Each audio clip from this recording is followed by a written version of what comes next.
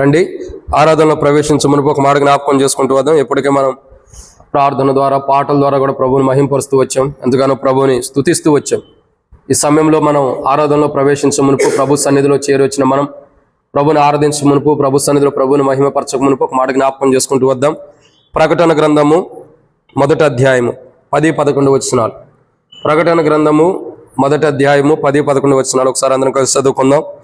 ప్రభు దినమందు ఆత్మావశనై ఉండగా బోర ధ్వని వంటి గొప్ప స్వరము నువ్వు చూచుచున్నది పుస్తకంలో రాసి ఎఫెస్సు, స్మరణ, పెర్గమ, తుయతెర, సార్దీస్, ఫిలదెల్ఫియా, లవోదిక 7 సంఘములకు పంపమని చెప్పుట నా వెనక వింటిని. కాబట్టి ఇక్కడ రాయబడిన ఒక మాట ఏంటంటే 7 సంఘములకు మరి ఆయా కోణాల్లో పత్రిక రాసి పంపమని భక్తుడైనటువంటి మరి తోటి ప్రభుతో కూడా సహపాఠి యొక్క అనుభవంలో ఉన్నటువంటి యోహానికి ప్రభు తన దర్శనపు వెలుగులో ఒక చెప్పాలంటే ఆ ప్రత్యక్షతలో దేవుడు అనుమతిస్తున్నటువంటి గొప్ప కార్యం ఇది. ఈ ప్రత్యక్షత ఎంతో గొప్పది, ఎంతో అద్భుతమైనది. కాబట్టి ఇక్కడ మనం చూసినటువంటి మాట ఏంటంటే దేవుని యొక్క వాక్యంలో ఒక మాట ఉంది, 7 సంఘములు. ఇప్పటికీ 7 సంఘముల్లో మనం 6 సంఘముల గురించి మనం కంప్లీట్ చేస్తూ వచ్చాం. మొత్తం కూడా 6 సంఘముల గురించి 6 నెలలు అంటే ఒక్కొక్క సంఘం ఒక్కొక్క నెల ధ్యానించబడుతుంది అన్నాం. తర్వాత 7వ సంఘము అంటే 6 నెలలు కంప్లీట్ అయినాయి. 7వ సంఘము లవోదికయ. ఈ లవోదికయ గురించి 6 నెలలు ధ్యానించబడుతుంది అన్నాం. కాబట్టి ఇప్పటికే లవోదికయ చరిత్రలో అనేక కోణాల్లో లవోదికయ గురించి మనం ధ్యానించుకుంటూ వచ్చాం. 5 నెలలు కంప్లీట్ అయినాయి. గత ఆదివారం 6 నెలలతో ఆరంభమైంది. ఈ యొక్క ఆదివారము తర్వాత వారం, ఆ తర్వాత వారంతో అంటే ఇది కాక ఇంకా ఈ జరిగే ఆదివారం కాక ఇంకా 2 ఆదివారాలతో 6 నెలలు అన్నవి కంప్లీట్ అవుతాయి. అయితే వర్తమానాలన్నీ పూర్తిగా కంప్లీట్ అయ్యే విధానం కనబడలేదు, కానీ లవోదికయ గురించి ఇంకా చాలా మాటలు ఉన్నాయి. అయితే ప్రియులారా, ఇక్కడ మనం అర్థం చేసుకోవాల్సిన విషయం ఏంటంటే ప్రకటన గ్రంథం 3వ అధ్యాయంలో ఒక విషయం రాయబడుతూ వచ్చింది. రండి, ప్రకటన గ్రంథం 3వ అధ్యాయము 16వ వచనం. నీవు వెచ్చగానైనను చల్లగానైనను ఉండక నులివెచ్చనగా ఉన్నావు గనుక నేను నా నోట నుండి ఉమ్మివేయ నిర్దేశించుచున్నాను. కాబట్టి దేవుని యొక్క వాక్యం చెప్పేటటువంటి మాట ఏంటంటే నేను నా నోట నుండి, నువ్వు వెచ్చగా చల్లగా లేవు కాబట్టి నులివెచ్చగున్నావు కాబట్టి నేను నా నోట నుండి ఉమ్మివేయ ఉద్దేశించుచున్నానని ప్రభు మాట్లాడుతున్నాడు. అయితే ఇక్కడ మనం చూసేటటువంటి ఒక మాట ఏంటంటే ప్రియులారా, సమయం అంతా మనకు లేదు కాబట్టి ఒక విషయాన్ని చూస్తాం. ఏమని రాయబడుతూ వచ్చిందంటే నులివెచ్చనిగా. సో లవోదికయ ఏ స్థితిలో ఉందంటే నులివెచ్చని యొక్క స్థితిలో ఉంది. ఎలాంటి స్థితిలో ఉంది లవోదికయ? నులివెచ్చని స్థితి. చూడండి, నులివెచ్చని స్థితి అంటే అది చాలా ప్రమాదకరమైనటువంటి పరిస్థితి. ఎలాంటి పరిస్థితి? ప్రమాదకరమైనది. అటు చల్లగానైనను ఇటు వెచ్చగానైనను లేదంట. మరి ఎట్లా ఉంది? నులివెచ్చని స్థితిలో లవోదికయ ఉన్న అనుభవాన్ని మనం చూస్తూ వస్తున్నాం. సో ఈ నులివెచ్చని యొక్క స్థితిని గురించి మనం కొన్ని విషయాలు ధ్యానించినట్లయితే ప్రియులారా, ఒక మాట రాయబడుతూ వచ్చింది. ఏమని రాయబడుతుందంటే దేవుని యొక్క వాక్యాన్ని చూసినట్టయితే కొన్ని విషయాలు మనం జాగ్రత్తగా గమనిద్దాము. ఈ నులివెచ్చని స్థితి సంగతి చూస్తాం. ఇంతకుముందే ఆ వెచ్చదనం గురించి ఒక కొన్ని వారాలు, తర్వాత చల్లదనం గురించి కొన్ని వారాలు మనం ధ్యానిస్తూ వచ్చాం. ఇప్పుడు ధ్యానించేటటువంటి మాట ఏంటంటే ప్రియులారా, నులివెచ్చని స్థితి. ఏ స్థితి గురించి? నులివెచ్చని స్థితి. సో నులివెచ్చని స్థితి గురించి మనం కొన్ని విషయాలు జ్ఞాపకం చేసుకుంటూ వస్తున్నాం. ఈ నులివెచ్చని స్థితి ఏంటంటే బైబిల్లో రాయబడుతున్న మాట, నులివెచ్చని స్థితి అంటే మిశ్రితమైన వారని అర్థం. నులివెచ్చని అంటే ఓ రకంగా మిశ్రితమైన వారని అర్థం. అంటే మిక్స్ అయిపోయిన ప్రజలు. ఒకసారి మనం అంటాం కదా, ఆల్ మిక్స్డ్ కర్రీ అంటాం. ఎప్పుడైనా తిన్నారా? ఆల్ మిక్స్డ్ కర్రీ ఎప్పుడైనా తిన్నారా? నేనైతే తిన్నా. నేనే వండుకున్నాను కాబట్టి నేనే తిన్నా. పెళ్లి కాక మునుపు ఆల్ మిక్స్డ్ కర్రీ అని వండేవాడిని. చాలామంది పెద్దలు కూడా, ఎందుకంటే చాలా మంది వచ్చి కూడా అలా నువ్వు బాగా కూర వండుతావు అంట, కొద్దిగా అని చెప్పి వేపుచ్చుకొని తినేవాడు. All mixed curry. దాంట్లో నూనె ఉండదు, నూనె ఉండకపోతే కారం ఉండదు. అంటే ఏదో ఒకటి, నూనె ఉంటేనే కారం ఉండదు, నూనె ఉండకపోతే కాదు, నూనె ఉంటే కారం ఉండదు, కారం ఉంటే నూనె ఉండదు. ఆ దినాలు అట్లుండే పరిస్థితులు. అయితే ప్రియులారా, ఆ కర్రీ ఎలా ఉండేది తెలుసా? మిక్స్డ్. టమాటాలు, ఉల్లిగడ్డలు, ఆలుగడ్డలు, బెండకాయ, దొండకాయ, వంకాయ, ఇంకేముంటాయి ఇక షాప్ కాడ ఏముండే మొత్తం ఒక 1 కేజీ తెచ్చుకుని అన్ని కలిపి 2 కలిపి వేసుకుని చక్కగా మొత్తం కలిపి వండేసేసేవాడు. అదే బాగుండేది. అయితే ఇప్పుడు జనానికి ఎలా ఉందంటే అట్టగే బాగుంది. మిశ్రితమైన జనము. ఎలా ఉంటారు? మిశ్రితమైన జనం ఎట్లా ఉంటారంటే మిక్సింగ్నే ఎక్కువ ఇష్టపడుతున్నారు, కానీ స్వేచ్ఛానుసారమైన దాన్ని కష్టంగా ఉంది. అయితే ప్రియులారా, అంటే ఆ దినాల్లో తిన్నాము కాబట్టి చెప్పగలుగుతున్నాం. తర్వాత దాన్ని విడిచిపెట్టేసేయాలండి. అయితే దేవుని యొక్క వాక్యాన్ని చూసినట్లయితే ఈ యొక్క నులివెచ్చని స్థితి అంటే అర్థం ఏంటంటే మిశ్రితమైన జనము. ఏంటి? మిశ్రితమైన జనం. అంటే మిశ్రితం అంటే కలిసిపోయినటువంటి వారు, అందరితో కలిసిపోయినటువంటి వారు. అయితే ప్రియులారా, ఇక్కడ ఒక మాట చూడాల్సిన విషయం ఏంటంటే క్రీస్తు పూర్వం అంటే ప్రభు రాక మునుపు, దాన్ని మరి క్రీస్తు పూర్వం అని అంటారు కాబట్టి ప్రభు రాక మునుపు తర్వాత ఆయా కోణాలు చూసినట్టయితే 721వ సంవత్సరంలో, అంటే శతాబ్దం కానీ సంవత్సరంలో అసిరియా రాజు ఇశ్రాయేల్ ప్రజల మీదకి దండెత్తి వచ్చి యుద్ధం చేయడానికి వచ్చాడు. అసిరియా రాజు యుద్ధానికి వచ్చి ఇశ్రాయేల్ దేశం మీదకి యుద్ధానికి వచ్చి దండయాత్ర చేసి వచ్చి ఇశ్రాయేల్ మీద యుద్ధం చేసి ఇశ్రాయేల్ని అనేకులు ఏం చేశారంటే కొంతమంది ప్రజల్ని బందీలుగా తీసుకుని వెళ్ళిపోతూ వచ్చాడు. ఏం చేస్తూ వచ్చాడు? బందీలుగా. అసిరియా రాజు 721వ శతాబ్దము ఆ కాలంలో ఏదంటారు మరి, ఆ సమయంలో ఇశ్రాయేల్ దేశం మీదకి దండయాత్ర చేసి దండెత్తుకొచ్చి ఒక ప్రాంతంలో కొంతమంది ఇశ్రాయేల్ ప్రజలను ఏం చేస్తూ వచ్చాడు? ఆయన బందీలుగా తీసుకెళ్ళిపోతూ వచ్చాడు. ఇశ్రాయేల్ ప్రజల్ని బందీలుగా తీసుకెళ్తూ వచ్చాడు. బందీలుగా తీసుకెళ్ళిన తర్వాత మిగిలినటువంటి ఇశ్రాయేల్ ప్రజలకి వివాహం చేసుకోవడానికి స్త్రీలు లేరు. ఎవరు లేరు? స్త్రీలు లేరు. అంటే ఆ అసిరియా రాజు దండెత్తి వచ్చాడు, దండయాత్ర చేసిన తర్వాత ఇశ్రాయేల్ ప్రజలు కొంతమందిని మరి చెరగా కొనిపోయాడు, బందీలుగా కొనిపోయిన తర్వాత మిగిలినటువంటి ఇశ్రాయేల్ పురుషులకి ఎవరు లేరు? వివాహం చేసుకోవడానికి స్త్రీలు లేరు. అటువంటి సమయంలో ఇశ్రాయేల్ ప్రజలు ఏం చేస్తూ వచ్చారంటే అన్య స్త్రీలతో వివాహం చేసుకున్నారు. సాంగత్యం కలిగి ఉండే అనుభవాన్ని మనం చూస్తున్నాం. అంటే సాంగత్యం కంటే కూడా క్షమించండి, ఇశ్రాయేల్ ప్రజలు వివాహం చేసుకున్న అనుభవం ఉంది. అదినాలు ఇశ్రాయేల్ ప్రజలకి మరి ఇశ్రాయేల్ లేరు వివాహం చేసుకోవడానికి. కాబట్టి ఒక అన్య స్త్రీలతో వివాహం చేసుకుంటూ వచ్చారు, లేదా అన్య స్త్రీలను బట్టి పిల్లలు కంటూ వచ్చారు. అన్య స్త్రీలను బట్టి ఇశ్రాయేల్కి అన్య స్త్రీలకి పుట్టిన వారే ఈ యొక్క సమరయులు. ఎవరు? సమరయులు. అప్పటి వరకు కూడా సమరయుల గురించి మనం చూడం. కానీ వీళ్ళు మనషే యోసేపు యొక్క కుమారులు మనషే ఎఫ్రాయిం యొక్క గోత్రానికి సంబంధించిన వారు ఉన్నారు. వీళ్ళు ఇప్పుడు చరిత్ర చూస్తున్నట్టయితే మనషే ఎఫ్రాయిం యొక్క గోత్రానికి సంబంధించిన అనుభవంలో ఉన్నారు. కానీ వీళ్ళు పాత నిబంధన కాలంలో మనకు కనబడరు. కానీ కొత్త నిబంధన కాలంలో అయితే మత్తయి సువార్త 10వ అధ్యాయము ఆ ప్రాంతం నుండి కానీ అనేక కోణాల్లో మనకు కనబడుతూ వస్తారు.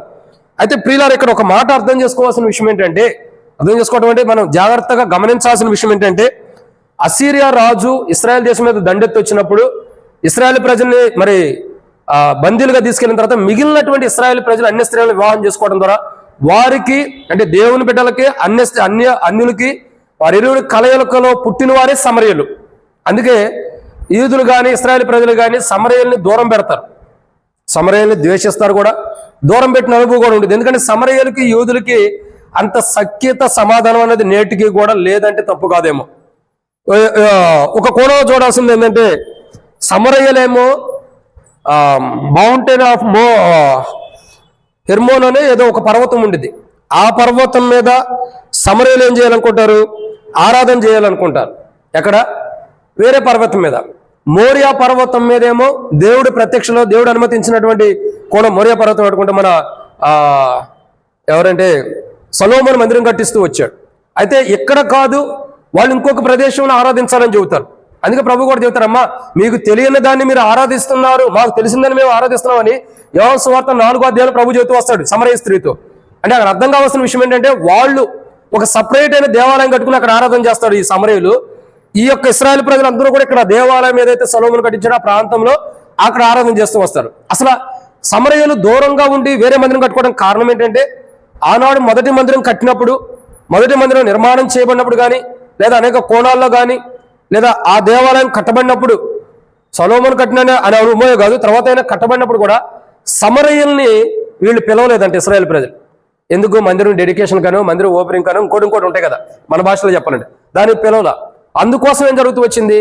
సమరయులు కూడా మమ్మల్ని పిలవలేదని చెప్పి వాళ్ళు ఒక మందిరాన్ని ఏర్పరచుకుని ఒక పర్వతం మీద, ఆ పర్వతం మీద దేవుణ్ణి ఆరాధిస్తూ వస్తున్నారు. వాళ్ళు ఏం చెబుతారంటే ఇక్కడే ఆరాధించాలని చెబుతారు. ఇశ్రాయేల్ ప్రజలను కాదు, ఈ ప్రాంతంలోనే ఆరాధించాలని ఇరువురు మధ్యలో ఆ భేదాలు దూరంగా ఒకరినొకరు దూరంగా పెట్టుకున్నంత స్థితి వచ్చింది. అయితే ఇక్కడ సమరయులకు ఉన్న ధన్యత ఏంటి తెలుసా? వీళ్ళు హిబ్రూ భాష మాట్లాడతారు, ఇంకా అరబ్బిక్ కూడా మాట్లాడతారు. ఎందుకంటే వాళ్ళు 2 పౌరసత్వం కలిగిన వారు. పాలస్తీనా పౌరసత్వం ఉంది, ఇజ్రాయెల్ పౌరసత్వం కూడా ఈ సమరయులకు ఉంది. ఈ సమరయులకు ఉన్న ధన్యత ఇదే. వీళ్ళు 2 పౌరసత్వాలు కలిగిన వారు, 2 భాషలు మాట్లాడతారు. ఒకటి హిబ్రూ మాట్లాడతారు, రెండోదిగా మాట్లాడేది ఏంటి? అరబ్బిక్ కూడా మాట్లాడతారు. వీళ్ళకి ఆ ధన్యత ఉంది. అయితే ప్రియులారా, అసలు సమరయ్యలు ఎలాంటి వారు అని మనం అంటే ఇక్కడ ఒక సన్నివేశం చూసినట్టయితే ఇశ్రాయేల్ ప్రజలకి అన్య స్త్రీలకి కలగలిపిన విధానంలో పుట్టినటువంటి వారు, అంటే వీళ్ళు వారిని వివాహం చేసుకోవడం కానీ వారితో పోయినప్పుడు వారికి పుట్టిన పిల్లలే సమరయ్యలు. సమరయ్యలు అంటే ఒక తెగ. వాళ్ళు ఎలాంటి వారంటే దేవుని ప్రజలు. అందుకే బైబిల్లో రాయబడుతూ వచ్చింది, దేవుని కుమారులు నరుల కుమార్తెను వివాహం చేసుకున్నారని బైబిల్లో రాయబడుతూ వచ్చింది ఆది కాండంలో. అంటే ఇక్కడ అర్థం చేసుకోవాల్సిన విషయం ఏంటి? ఇశ్రాయేల్ ప్రజలు అన్య స్త్రీలను వివాహం చేసుకోవడం కానీ వారితో పోవడం ద్వారా వారు పుట్టిన పిల్లలే సమరయ్యలు. అంటే వీరి జీవితం ఎలా ఉందంటే ఓ రకంగా చెప్పాలంటే అందుకే వీళ్ళకి పాలిస్తున్న వాడితో పౌరసత్వం ఉంది, ఇశ్రాయేల్తో కూడా పౌరసత్వం ఉంది. ఇశ్రాయేల్ పౌరసత్వం అంటే ఇశ్రాయేల్ దేశంలో కూడా పౌరసత్వం వీళ్ళకు అనుమతించబడినటువంటి కోణం కూడా ఉంది. 2 భాషలు కూడా వీళ్ళు మాట్లాడతారు. అయితే ఇప్పుడు మనం చూసేటటువంటి ఒక మాట ఏంటంటే నులువెచ్చని స్థితి అని ఎందుకన్నామంటే ఇక్కడ మనం చూసేవారు సమరయ్యలు. ఈ సమరయ్యలు ఎలాంటి వారు అంటే నులువెచ్చని వారు. అటు ఇశ్రాయేల్ కాదు, ఇటు అన్యులు కూడా కాదు. మరి వీళ్ళు ఎలాంటి వారు? అటు అన్యులు కాదు, ఇటు దేవుని బిడ్డలో కాదు. మరి మధ్యలో ఉన్న కోణంలో ఉంటారు ఈ సమరయ్యలు. అయితే దేవుడు వీరిని కూడా విడిచిపెట్టలేదండి. వీరి కొరకు కూడా దేవుడు చేసిన కార్యాలు అద్భుతంగా ఉన్నాయి. అయితే ఒకప్పుడు నులువెచ్చని స్థితిలో ఉన్న వారికి ఎలాంటి వారు? నులువెచ్చని స్థితిలో ఉన్నవారు ఎలాంటి వారు? వారికి ప్రభు ఏం చేస్తూ వచ్చాడు? సమరయ్యలు నిలువెచ్చని స్థితిలో ఉంటారు. ఒకప్పుడు నిలువెచ్చని స్థితిలో ఉన్నవారు ఎలాంటి వారు? వారికి ప్రభు ఏం చేస్తూ వచ్చాడంటే బైబిల్లో కొన్ని విషయాలు ఉన్నాయి. వారి గురించి మనం ధ్యానించే మునుపు ప్రభు నడిపింపుగా చిన్న ప్రార్థన చేసుకుందాం. మమ్మల్ని మిక్కిలిగా ఎక్కువగా ప్రేమించిన ప్రియ పరలోకపు తండ్రి, పరిశుద్ధుడైన దేవా, మీకు స్తోత్రములు. ఈ సమయంలో తండ్రి వాక్యం ధ్యానించబోతున్న సహాయం చేయండి. నిలబడేవాడిని నేను, నిలబెట్టేది మీరు. మాట్లాడేవాడిని నేను, మాట్లాడించేది మీరు. నాలో ఆత్మ ఉన్నప్పటికీ ఆత్మని అభిషేకించేది మీరు. ప్రజలు మీ వారు వాక్యం ఇది నిష్ప్రయోజకమైన వాడిని దాసుడు యజమానుడు వైపు చూస్తున్నట్లు, దాసురాలు యజమానుల వైపు చూస్తున్నట్లు నా కనులు మీ వైపు వీక్షిస్తుండగా మీరే సహాయం గురించి మహిమ పొందండి. నీ ప్రజల పక్షాన నీకున్న దయచొప్పున దయతో నన్ను జ్ఞాపకం చేసుకోండి. వచ్చిన నీ ప్రజలందరూ బట్టి స్తోత్రాలు. రావాల్సిన వారిని త్వరపెట్టి తీసుకురండి. మధ్య మార్గంలో ఉండేవారు సకాలంలో నడిపించండి. ఎవరికి అపాయాలు కీడు జరగకుండా సహాయం చేయండి. ఇక్కడ కూడా వర్తమానం ధ్యానించేటప్పుడు నేను బలహీనంగా ఉన్నాను. మీరే మీ పునరుద్ధాన శక్తి ద్వారా బలపరచండి. దుష్టుని ఆలోచన క్రియలన్నీ కూడా లయపరచండి. దేహంలో ఉన్న ప్రతి బలహీనత తొలగించండి. గ్యాస్ కానీ, కళ్ళదిరతం కానీ, తల కానీ, హార్ట్ బాబా మరి ఏవే బలహీనత ఉన్నాయి హార్ట్ దగ్గర కూడా ప్రభు గ్యాస్ ఎఫెక్ట్లు ఏమీ లేకుండా సహాయం చేయండి. దేవా శత్రుకార్యాలు లయపరచండి. ఈ రీతిలో తండ్రి మరి హెబ్రోన్ ఆధారం చేసుకుని పలు ప్రాంతాలు పంపబడిన దైవదాసులు హెబ్రోన్లో కూడా మీ ఆత్మ ద్వారా అభిషేకించండి. శత్రు సిగ్గు మీకు మైండ్ తెచ్చుకోండి. బలహీనమైన వారిని బలపరిచి మీ పునరుద్ధాన శక్తి ద్వారా వాడుకుని ప్రతి ఒక్కరిని ప్రభావ మీ మహిమ కొరకై వాడుకోమని ప్రతి దైవదాసుని మీ వర్తమానం మీరు అనుమతించే వర్తమానం పరలోకం విధానంలో అందరినీ మీ ఆత్మచేత అభిషేకించండి. అదే రీతిలో ప్రభా అనేకులు నా తండ్రి మీరు జ్ఞాపకం చేసుకుని మీ కృపలో బలపడినట్లు సాయించి మిమ్మల్ని ఎట్లా ఆరాధించాలో స్తుతించాలో మాకు నేర్పించమని, మాతో మాట్లాడి మా అక్క తీర్చమని ప్రభువైన యేసుక్రీస్తు నామం పేరిట విశ్వాసంతో స్తుతించి ప్రార్థించి అడిగి పెట్టుకుంటున్నాం తండ్రి, ఆమేన్. కాబట్టి దేవుని యొక్క వాక్యాన్ని చూసినట్టయితే ప్రియులారా ఒక మాట రాయబడుతూ వచ్చింది, సమరయ్యలు. ఎవరు వీళ్ళు? సమరయ్యలు. నులువెచ్చని స్థితి అంటే సమరయ్యలు అని అర్థం. సో సమరయ్యల యొక్క జీవితాన్ని మనం చూసినట్లయితే బైబిల్లో కొన్ని విషయాలు ఉన్నాయి రండి. దాంట్లో అసలు ఒకప్పుడు సమరయ్యల చరిత్ర మనం చూసాం. ఎలాంటి వారు? అసీరియా రాజు ఇశ్రాయేల్ దేశం మీదకి వచ్చినప్పుడు ఇశ్రాయేల్ ప్రజలందరినీ కూడా చాలా వరకు బానిసలుగా బందీలుగా తీసుకెళ్లిన తర్వాత మిగిలిపోయిన ఇశ్రాయేల్ ప్రజలు అన్య స్త్రీలను వివాహం చేసుకోవడం ద్వారా అన్య స్త్రీలకి ఇశ్రాయేల్ ప్రజలకి పుట్టిన వారే సమరయ్యలు. ఈ సమరయ్యల గురించి మత్తయి సువార్తలో మనం మొదటిగా చూస్తూ వస్తాం. ఇటు సమరయ్యల యొక్క చరిత్ర మనం చూసినట్లయితే వారు నులువెచ్చని స్థితి, అటు ఇశ్రాయేల్ కాదు, ఇటు అన్యులు కూడా కాదు, 2 పౌరసత్వాలు అంటే నులువెచ్చని స్థితిలో ఉన్నవారు. అయితే వీరి యొక్క చరిత్ర మనం చూసినట్లయితే ఒకప్పుడు నులువెచ్చని స్థితిలో ఉన్నవారు ఎలాంటి వారు, తర్వాత ఒకప్పుడు నిలువెచ్చని స్థితిలో ఉన్నవారు ఎలాంటి వారు, వారికి ప్రభు ఏం చేస్తూ వచ్చంటే బైబిల్లో కొన్ని విషయాలు ఉంటాయి. కానీ దాంట్లో మొదటి మనం చూసినట్టయితే లూకాసు సువార్త 9వ అధ్యాయం, లూకాసు సువార్త 9వ అధ్యాయము 53వ వచనము. లూకాసు సువార్త 9వ అధ్యాయం 53వ వచనం. ఆయన యెరూషలేమునకు వెళ్ళు నభిముఖుడైనందున వారు ఆయనను చేర్చుకొనలేదు. ఎవరు చేర్చుకోలేదండి ఆయన్ని? సమరయ్యలు. సమరయ్యలు ఏం చేశారు? ఆయనను వారు గ్రామంలోని చేర్చుకోలేదండి. సమరయ్యల యొక్క స్థితిగతులు మనం చూసినట్టయితే ఒకప్పుడు సమరయ్యలు ఎలాంటి వారు?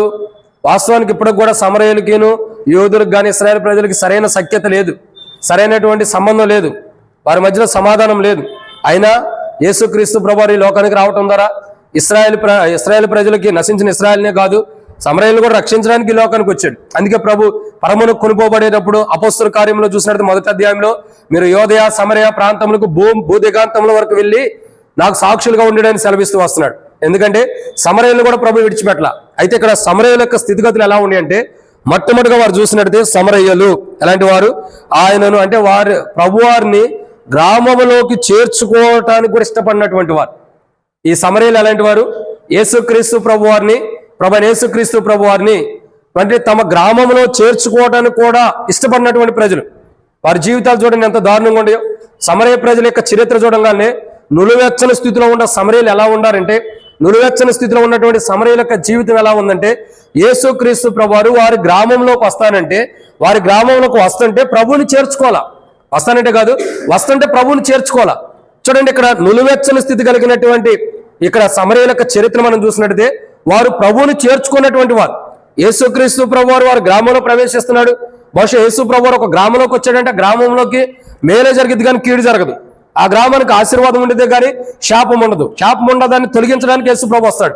అయితే సమరయుల యొక్క చరిత్ర మనం చూసినట్టయితే, సమరయుల యొక్క జీవిత చరిత్ర మనం చూసినట్టయితే, మొట్టమొదటిగా నులువెచ్చని స్థితిలో ఉన్న సమరయులు మొట్టమొదటిగా వారి జీవితం ఎలాంటిదంటే, యేసుక్రీస్తు ప్రభువారు మరి వారి గ్రామంలోకి ప్రవేశిస్తుంటే ఆశీర్వాదం ఏమని, దీవెనలు ఏమని, మేలులు చేయడానికైనా యేసుక్రీస్తు ప్రభువారు వారి గ్రామంలోకి ప్రవేశిస్తుంటే యేసు ప్రభువారిని ఏం చేస్తూ వచ్చారండి? వాళ్ళు చేర్చుకోవడానికి ఇష్టపడిన వాళ్ళు. వాళ్ళ చరిత్ర మనం చూసినట్టయితే వారు ఆయనను చేర్చుకొనలేదు. వారి గ్రామంలోకి యేసు ప్రభువారు ప్రవేశిస్తుంటే యేసు ప్రభువారిని చేర్చుకోలేనటువంటి స్థితిలో, నులువెచ్చని స్థితిలో ఉన్నవారు వారి హృదయాల్లోకి లేదా వారి గ్రామంలోకి యేసు ప్రభు ప్రవేశిస్తుంటే యేసు ప్రభుని చేర్చుకోవడానికి ఇష్టపడకోకుండా ఆయన్ని వద్దని తిరస్కరించిన వారు సమరయ్యలు. సమరయ్యలు ఎలాంటి వారంటే, రెండోదిగా చూద్దాం రండి. దేవుని యొక్క వాక్యం చూసినట్లయితే యోహాను సువార్త 4వ అధ్యాయం 9వ వచనం. యోహాను సువార్త 4వ అధ్యాయము 9వ వచనం.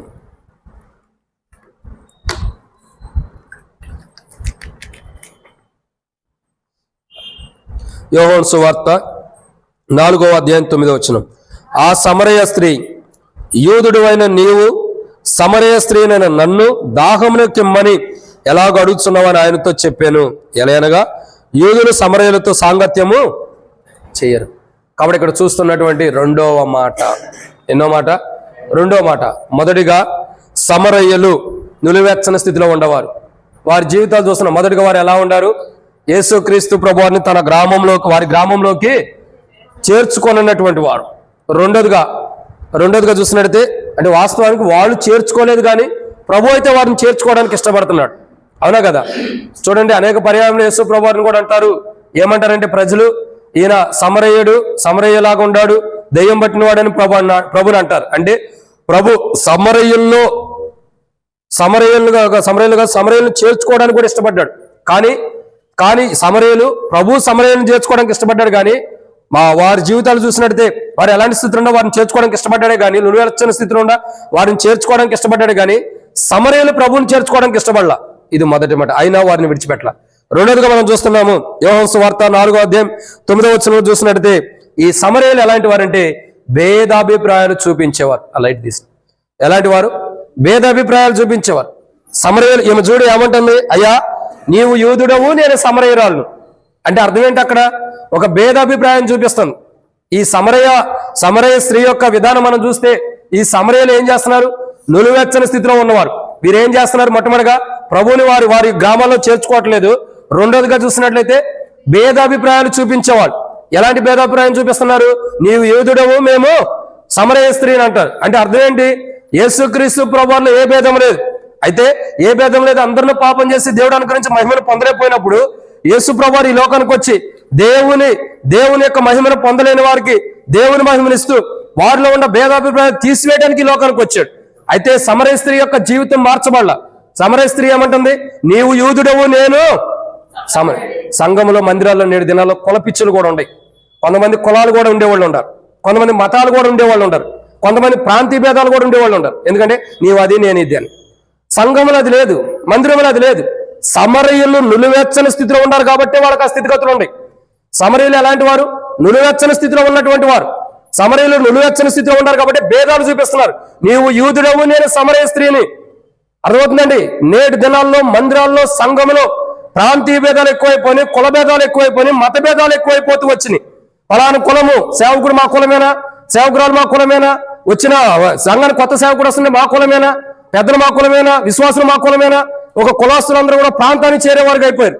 కానీ ఆనాడు సమరయ స్త్రీ ఎలాగైతే జరిగిస్తూ వచ్చిందో, యేసు ప్రభు దగ్గర భేదాన్ని చూపిస్తూ వస్తుంది సమరయ స్త్రీ.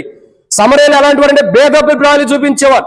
అటువంటి భేదాభిప్రాయాలు కలిగిన మనల్ని కూడా యేసు ప్రభు వారు మార్చి క్రీస్తులో ఒకటిగా చేస్తూ వచ్చాడు. ఏం చేస్తూ వచ్చాడు? క్రీస్తులో ఒకటిగా చేస్తూ వచ్చాడు.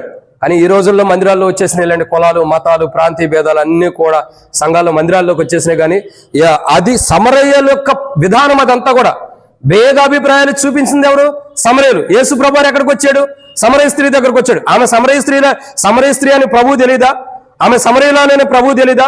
సమరయుల యొక్క పౌరసత్వం ఆమెకు ఉందని తెలీదా? అంటే పాలిస్తాన్ అది ఉంది, ఇశ్రాయేల్ పౌరసత్వం ఉంది, ప్రభువు తెలీదా? అన్ని తెలుసు. అన్ని తెలిసిన మరి ప్రభు ఎందుకు వచ్చాడు?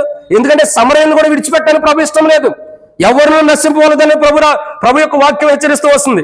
నశించిన దాన్ని వెతికి రక్షించడానికి వచ్చాడు. కాబట్టి సమరయులు కూడా నశించిపోకూడదని ప్రభు వచ్చాడు. సమరయ స్త్రీ ఏమంటుంది? నువ్వు యూదుడువు, మేము సమరయులము. అంటే అర్థం చేసుకోండి, భేదాభిప్రాయాలు చూపించేవారు సమరయులు. నులివెచ్చని స్థితిలో ఉన్నవారు ఎలాంటి వారంటే భేదాభిప్రాయాలు చూపించేవారు. భేదాలు ఎక్కువ వచ్చేస్తాయి. ఏమొస్తాయండి? భేదాలు. నువ్వు అది, నేను ఇది, నీవు ఇది, నేను ఇది.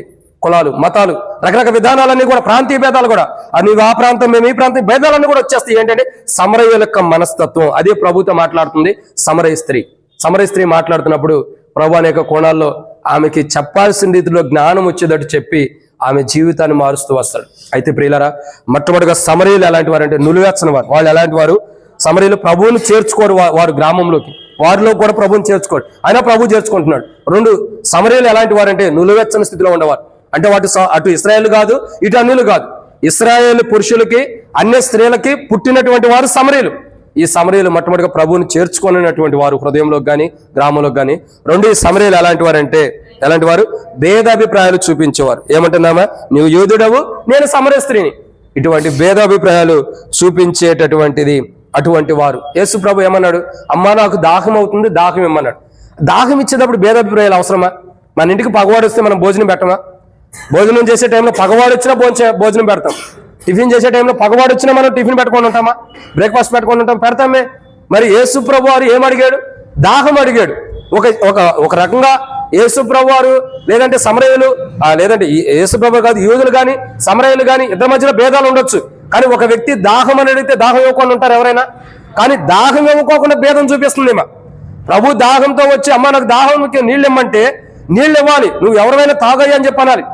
మరి మనం చూసినట్టు మన పితృలాలు తల్లి అయినటువంటి మరి రెబెకాని మనం చూస్తూ వస్తున్నాం. రెబెకా యొక్క స్థితిగతులు మనం చూడండి. రెబెకా ఎవరు? రెబెకా మరి అక్కడ ఉన్న స్థితిగతులు వేరు. కానీ మనం చూడండి, ఆమె మరి ఎలియాజరు వచ్చినప్పుడు అమ్మ నీళ్లు కావాలన్నప్పుడు ఇవ్వలా, నువ్వు తాగు, నీ ఒంట్లో కూడా పెడతానల్లా. అది నిజమైన క్రైస్తవుల యొక్క సాదృశ్యం, స్వరూపం కూడా. కానీ సమరయులు అలాంటి వారు కాదు. ఇశ్రాయేలు కొన్న స్వరూపం మీద, ఇశ్రాయేలు కొన్న ధన్యత ఎంత గొప్పదో చూడండి. ఆమె ఇచ్చింది ఆ తల్లి, నీవు తాగు, నీతో పాటు నీ ఒంటలు కూడా పెడతానుంది. అది నిజమైన క్రైస్తవం. అయితే దాహముతో ఉన్నటువంటి యేసు ప్రభుకి ఈ సమరయ స్త్రీ ఏమంటుంది? భేదాభిప్రాయం చూపిస్తుంది. నువ్వు యూదుడు కాబట్టి నేను నీకు మధ్య నిలవకూడదు. యూదుడు అయితే ఏంది, ఇంకోళ్ళు అయితే దప్పికతో ఉన్నప్పుడు దప్పికి తీరిస్తే కదా. యేసు ప్రభు వారు ఏమన్నాడు? మేకల దగ్గరకు వచ్చి నేను దప్పుకున్నప్పుడు నాకు దాహం ఇవ్వలేదు అన్నాడు. గొర్రెల దగ్గరకు వచ్చి నేను దప్పుకున్నప్పుడు నాకు దాహం ఇచ్చారని చెప్పి అన్నాడు. గొర్రెలు అంటే మేము ఎప్పుడు ఇచ్చాం ప్రభు అంటే నా దాసులో కూడా ఇచ్చారు కాబట్టి నాకు ఇచ్చినట్టే అన్నాడు. అవునా కదా? దాహంతో ఉన్నవాడికి దాహం తీర్చడమేగా నిజమైనటువంటి సంతోషము. కానీ ఇక్కడ సమరయులు అలాంటి వారు భేదాన్ని చూపిస్తున్నారు. నువ్వు యూదుడువు, నేను సమరయిస్తుని. ఒక దాహం మంచినీళ్ళు ఇవ్వటానికి ఎంత భేదం చూపిస్తుందో చూడండి. అయినను అటువంటి వారిని కూడా ప్రభు విడిచిపెట్టలే. భేదాభిప్రాయాలు, దాహం మంచినీటి దగ్గర కూడా భేదాభిప్రాయాలు చూపించే వారిని కూడా ప్రభు విడిచిపెట్టుకోకుండా వారికి కూడా ప్రభు అన్నాడు, నేను ఇచ్చిన నీళ్లు తాగువాడు మరెన్నడూ దప్పికొనడు అన్నాడు. ఆమె ఇచ్చే నీళ్లు తాగితే దప్పికొనొచ్చేమో. భేదాభిప్రాయాన్ని చూపించే ఆమెలో మరలా దప్పికొనే నీళ్లు ఉండే ఆమె దగ్గర. కానీ యేసు ప్రభు దగ్గర మరెన్నటికి దప్పికొనే నీళ్లు ఉండే. ఆ సమరయులకు మరెన్నటికి దప్పికొనటువంటి నీళ్లను ప్రభు అనుమతిస్తూ వచ్చాడు. ఇది ఎంతో గొప్ప కార్యం. ఆమె అయితే ఒకసారి తాగితే మళ్ళీ దప్పికొనేటటువంటి స్థితిలో నీళ్లు ఇచ్చేది. కానీ ప్రభు ఇచ్చిన నీళ్ళు ఎలా ఉండే? మరెన్నటికి దప్పికొన్నటువంటి నీళ్లు ఆమెకి ఇస్తూ వచ్చాడు. సమరయులు నులివెచ్చని స్థితిలో ఉన్నవారు. ఒకటి, ప్రభువుని చేర్చుకోరు వారి గ్రామంలో వారిలోకి. రెండు, సమరయులు భేదాభిప్రాయాలు చూపించేవారు. మంచినీళ్ళ కాడ కూడా భేదాభిప్రాయాలు. ఎంత దారుణమైన స్థితిలో చూడండి. ఒకనొక ప్రాంతంలోకి నేను వెళ్ళినప్పుడు ఒక మీటింగ్ జరిగింది. మీటింగ్ అయిపోయిన తర్వాత ఒక అక్కను అడుగుతూ వచ్చా, అక్క పలానా వాళ్ళు ఎందుకు రాలేదంటే, అమ్మ మా ఇంటికి రాదన్న మీటింగ్ అని చెప్పాను. ఎందుకు అక్క అంటే మా కులం వేరే ఆమె కులం వేరే. సర్లే అక్క, క్రీస్తులో రక్షణ మార్మోస్ బాప్తిసం పొందాం కదా, ఇవన్నీ ఉండే అంటే, ఉండే బ్రదర్ మీకేం తెలుసు, ఉండే బ్రదర్ అని చెప్పి అన్నారు. సరే ఇంకొక మాట ఉంది, సర్లే అక్క రాకపోతే రాకపోతే నేను అలా వెళ్ళి విజిటింగ్ చేసి వెళ్తానంటే, అన్న ఎక్కడైనా సరే మందిరములైనా వారి గృహములైనా మా గృహములైనా మేము మంచినీళ్ళు ఇస్తే ఆ గ్లాసుతో మంచినీళ్ళు తాగదు, పోనీ మాకు కూడా గ్లాసుతో మంచినీళ్ళు ఇవ్వదు, మేము ఇచ్చిన నీళ్ళు తాగదు, మాకు ఇవ్వదు. నాకు ఆశ్చర్యం అనిపించింది, అసలు మనం క్రీస్తులోనే ఉన్నామా? ఎక్కడ? క్రీస్తులోనే ఉన్నామా? మన ఒక అక్క అంటూ వచ్చింది, నేను రక్షించబడిన కొత్తలో కొన్ని భేదాలు ఉండేవి. అంటే ఒకప్పుడు ఒక తక్కువ కులమని ఎక్కువ కులమని ఉండేది. మేము ఇట్లా అన్ని జనాంగం నుంచి రక్షించబడ్డాం కదా, పలానోళ్ళతో మేము కూర్చొని తినొచ్చా, పలానోళ్ళతో కూర్చొని తినాలా అని భేదాభిప్రాయాలు ఉండేయంట. ఆ సమయంలో ఒక దైవ సేవకుడు చెప్పి అట్లా ఉండకూడదమ్మా, దేవుని సన్నిధిలో అందరూ కలిసి ఉండాలని చెప్పినప్పుడు చాలా సంతోషంగా ఇప్పుడు అందరితో కలిసిపోయి ఉంటున్నారు. ఎందుకంటే ఎప్పుడు కూడా భేదాభిప్రాయాలు లేవు.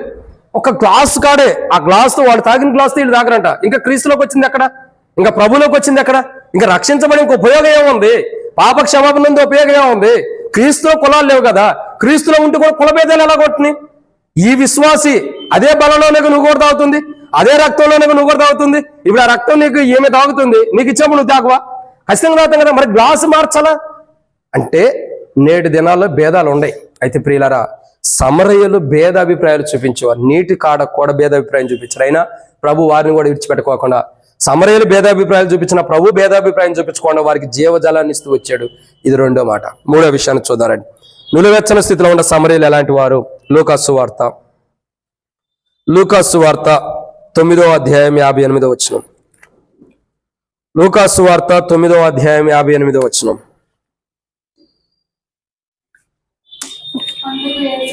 అందుకు యేసు నక్కలకు బొరియలకు ఆకాశ పక్షులకును నివాసములు కలవు గాని మనుష్య కుమారునికి తలవాల్చుకున్నట్టుకైనను అది అతనితో చెప్పాను. ఏముందండి? సమరయులు ఎలాంటి వారంటే, మూడోదిగా ప్రభు తలవాల్చుకొనటానికి స్థలము కూడా ఇవ్వనటువంటి వారు. ఎలాంటి వారు సమరయులు? ప్రభు తలవాల్చుకోవడానికి కనీసం కొంతసేపు అలసిపోయాడు కదా, విశ్రాంతి తీసుకోవడానికి కూడా, కొంతసేపు విశ్రాంతి తీసుకోవడానికి కూడా స్థలం ఇవ్వనటువంటి వారు. అంటే తలవాల్చుకున్నట్టు కంటే ప్రభు ఇక్కడ చెప్పిన కోణాలు వేరుగా ఉన్నాయి. అయితే మనం ఒక్క కోణమే అర్థం చేసుకుంటున్నాం. ఆ మాటను అనేక అర్థాలు తీసుకోవచ్చు. కానీ ఒక అర్థం ఏంటి? ప్రభువుకి కనీసం స్థానం కూడా ఇవ్వనటువంటి వారు. ప్రభు తలవాల్చుకోవడానికి కొద్దిగా కూడా స్థలం ఇవ్వనటువంటి వారు. ఎలాంటి వారు? ప్రభువుకి కొద్ది కూడా స్థలం ఇవ్వనటువంటి వారు. నిజంగా సమరయుల స్థితిగతులు చూడండి. వారు ఊర్లోకి రానివ్వట్లేదు, ఇంకా వాళ్ళు మంచినీళ్ళు కూడా ఇవ్వట్లేదు, అంటే భేదాభిప్రాయాలు చూపిస్తున్నారు. మూడోదిగా సమరయులు ఎలాంటి వారు? స్థలం కూడా, ప్రభువుకి స్థలం కూడా ఇవ్వనటువంటి వారు. అందుకంటాడు నక్కలకి బొరియలకి స్థలం ఉంది కానీ మనిషి కుమారుడు తలవాల్చుకోవడానికి స్థలమే లేదంట. అంటే ఇప్పుడు చూడండి, సమరయులు ఎలాంటి వారు?